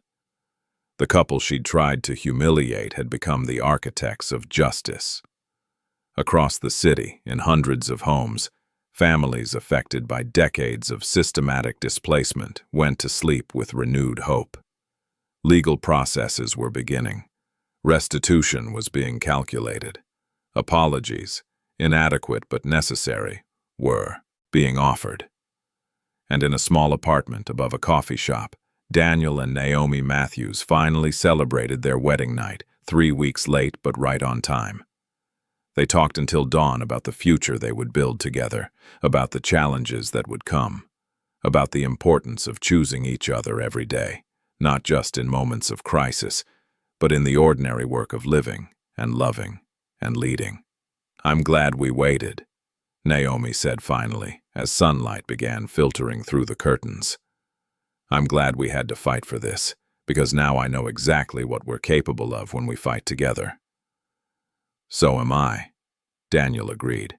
And you know what? I think our wedding was perfect. It was interrupted by police, turned into an investigation, and postponed for 3 weeks. Exactly. Perfect. They laughed. The kind of laughter that comes from surviving something difficult and emerging stronger, and fell asleep holding each other as Sunday morning broke over a city beginning the slow, necessary work of transformation. The wedding that wasn't supposed to be noticed had changed everything. And the couple at its center, newly married and fully committed to both each other and justice, were just getting started. When someone tries to take your joy away using the very systems meant to protect you, do you stay silent to keep the peace, or do you speak up knowing it might cost you everything? If this story made you think, hit that like button and subscribe for more stories about courage, justice, and the power of refusing to look away.